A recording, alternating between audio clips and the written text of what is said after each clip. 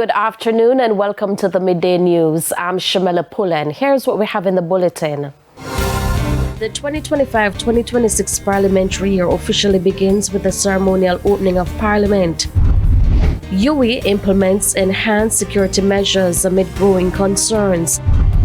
And later in sports, Minister of Sports still coy on improving Sabina Park and National Stadium. Now the details. The new parliamentary year 2025-2026 got underway at Gordon House this morning. The throne speech was delivered by Custis of Kingston, Stedman Fuller. Mr. Fuller has been acting on behalf of Governor General Sir Patrick Allen. The speech is viewed as significant as it outlines the government's legislative agenda for the upcoming parliamentary year.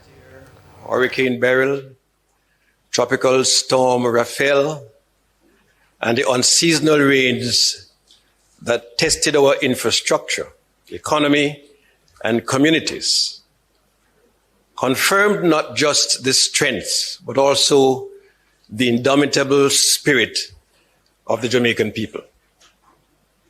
Through courage, ingenuity, collective action, and the grace of God, we have rebuilt and risen above adversity. Jamaica has stood firm, emerging stronger, more dynamic, and closer than ever to achieving the destiny we envision.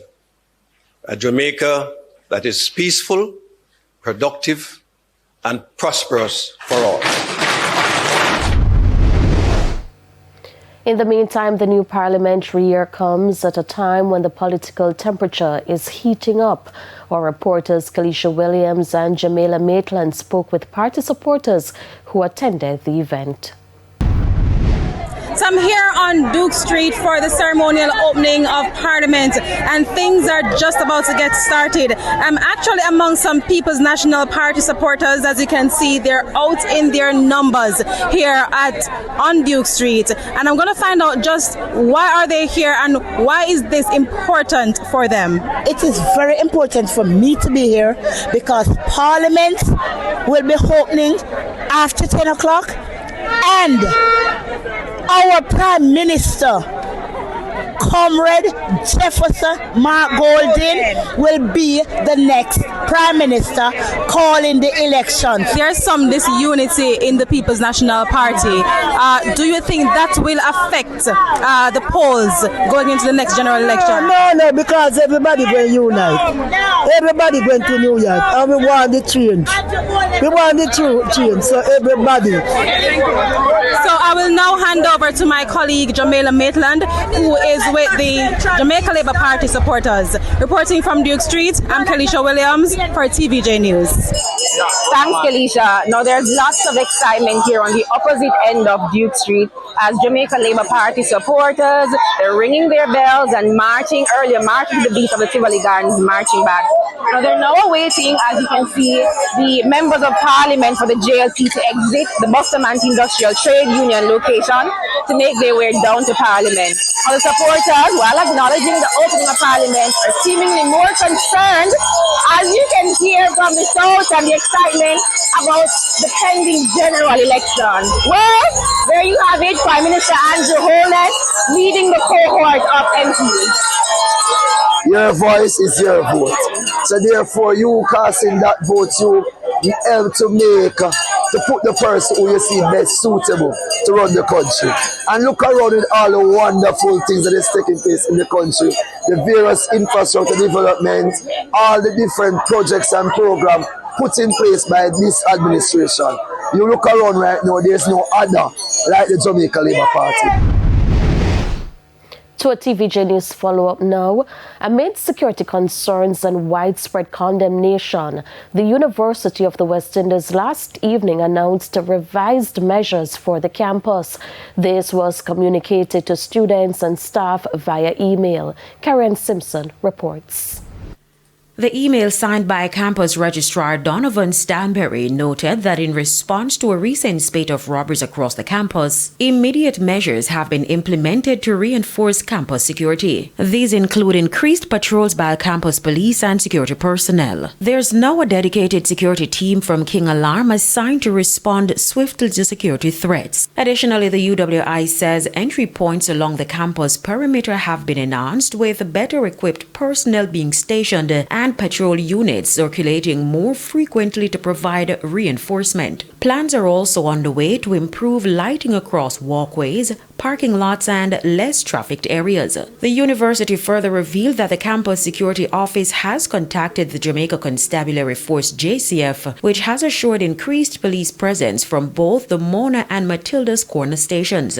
Patrols along Garden Boulevard and Mona will provide additional enforcement and deterrence against criminal activities.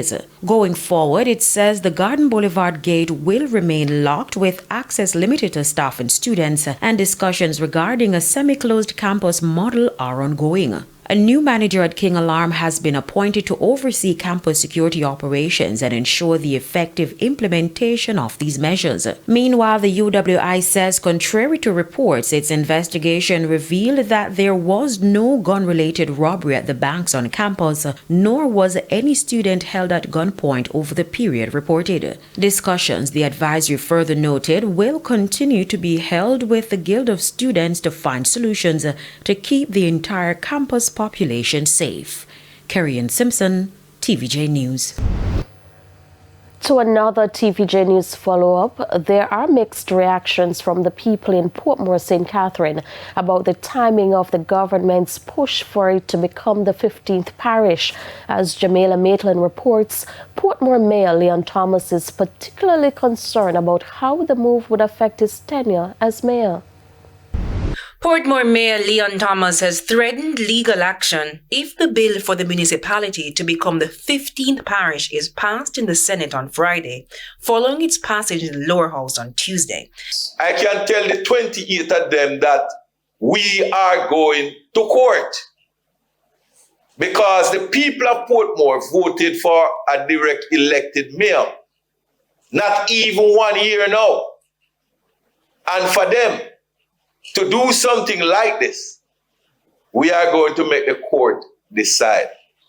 Mayor Thomas, whose job will be directly impacted, has accused Prime Minister Andrew Holness of walking back on his word. And he said that he's not going to accommodate any discussion or do anything at this time because he thinks that there should be a more widespread consultation with the residents of Portmore. With the absence of these conversations, certainly I am now convinced that the haste to have Portmore Parish is purely political. Some citizens also seem to agree. Election will come, and that is the reason why they might talk about Portmore to be a parish. You know why them didn't do it long before now? Why now? It is a good thing because of the amount of development that is happening in Portmore. So, being as it is surrounded by so many schemes and other business places, so it is ideal for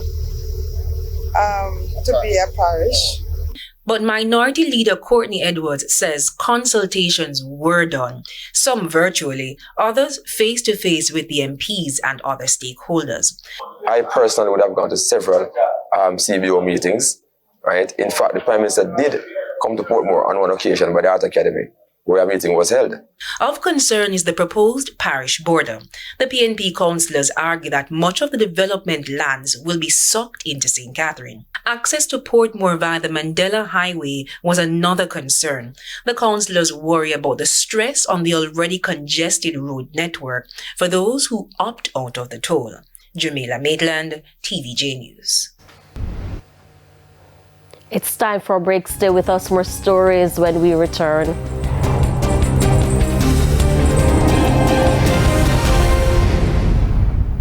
Welcome back to the Midday News.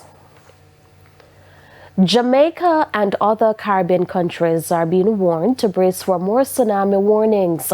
This issue was discussed during Smile Jamaica this morning. Anthony Atkinson has the details. The 7.6 magnitude earthquake that struck the Caribbean Sea on Saturday triggered a tsunami advisory for Puerto Rico, the U.S. Virgin Islands, Jamaica, and other Caribbean countries. This marks the first tsunami warning for the island. However, Professor Simon Mitchell, a sedimentary geology expert at the University of the West Indies, stressed it won't be the last. We don't get tsunami warnings very often. But they suddenly came, they became more of a topic, particularly with the Boxing Day tsunami in 2004, when of course we had that disaster in basically Asia. And what we really see now is the fact that there's a greater, basically, need to understand these things. So what we're finding is that we are now moving towards a world which is interconnected and where you can actually do these things. So a lot of the seismic stations around the world are connected together so that people can actually recognize when there is a tsunami. He emphasized that not only an earthquake can cause a tsunami. You can actually get tsunamis produced by other things. For instance, a meteorite impact could produce a tsunami as well.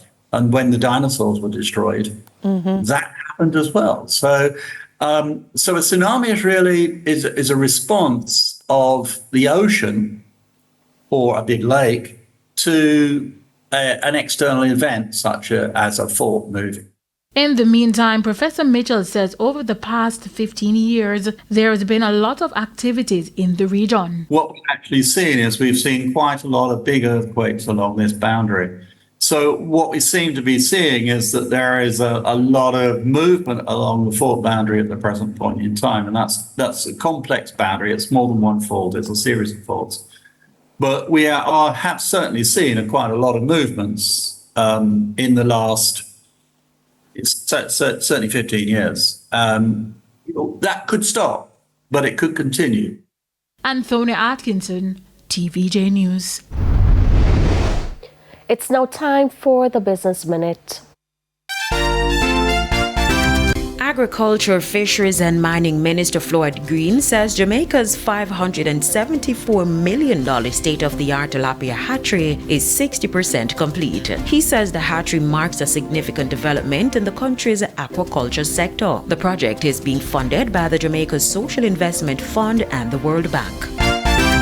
Further afield, merger talks between Honda and Nissan have collapsed after the firms failed to agree on a multi-billion-dollar tie-up. The Japanese car makers, along with junior partner Mitsubishi, had aimed to combine their businesses to fight back against competition from rival firms, especially in China. The merger would have created an auto group worth $60 billion and the world's fourth largest by vehicle sales after Toyota, Hyundai, and Volkswagen. The companies said they would continue their partnership on electric vehicles. And that's it for the Business Minute. I'm Kerry Ann Simpson.